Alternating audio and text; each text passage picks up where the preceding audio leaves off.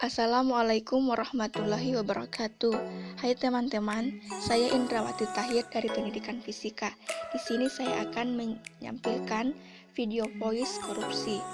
Berbicara korupsi sedang gencar dicerca berbagai kalangan masyarakat. Orang tidak percaya lagi dengan penegakan hukum korupsi. Dengan berbagai alasan kasus korupsi lepas dari tuntutan hukum, inikah membuat komponen masyarakat makin jeli terhadap korupsi. Dampak yang dilahirkan akibat korupsi sangat berbahaya, salah satunya terpuruknya perekonomian nasional.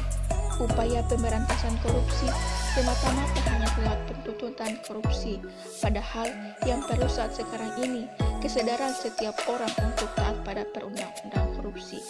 Peraturan tentang korupsi di Indonesia cukup banyak, namun hasilnya masih belum memuaskan, terutama dana pengembalian dari hasil korupsi. Hal ini dikarenakan kurangnya atau belum adanya pengawasan yang intensif dari berbagai unsur. Di Indonesia saat ini, jika kita berbicara mengenai korupsi, masyarakat selalu hatinya tersayat-sayat, sakit hati dan kecewa terhadap sistem pemerintahan karena pemerintah dianggap tidak berhasil mewujudkan pemerintahan yang bersih dari korupsi.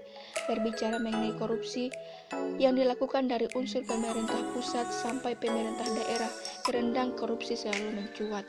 Masalah korupsi selalu menjadi peruncingan di tanah air tercinta ini, karena seolah-olah pemberantasan korupsi sangat sulit untuk diberantas. Berbagai peraturan perundang-undangan tentang pemberantasan korupsi dilahirkan, tetapi selalu dinyatakan tidak berhasil dalam pemberantasan korupsi sampai ke akar-akarnya. Hal ini siapakah yang harus dipersalahkan? Pemerintah, masyarakat, dan apakah penegak hukum yang harus diperbaiki?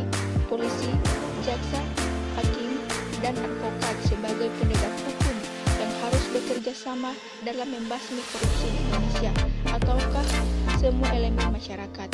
Faktor penyebab korupsi yang paling signifikan di daerah adalah faktor politik dan kekuasaan, dalam arti bahwa korupsi di daerah paling banyak dilakukan oleh para pemegang kekuasaan, eksekutif maupun legislatif, yang menyalahgunakan kekuasaan dan kewenangan yang dimilikinya untuk mendapatkan keuntungan pribadi maupun kepentingan kelompok dan golongannya. Banyak yang mengatakan kemiskinan menjadi biang keladi bagi tumbuhnya perilaku korupsi, tetapi hal tersebut terbantahkan karena banyak juga korupsi yang terjadi di negara-negara yang masyarakatnya sudah makmur, bahkan yang mereka lakukan lebih rapi dan sistematis. Untuk mengurangi korupsi, yaitu dengan mereformasi administrasi publik dan manajemen keuangan, memaksimalkan kekuatan masyarakat, menggunakan jalur komunikasi alternatif, memanfaatkan teknologi, memberikan kontribusi, menutup celah internasional, dan menetapkan langkah yang tepat. Itulah tampilan video dari saya. Assalamualaikum warahmatullahi wabarakatuh.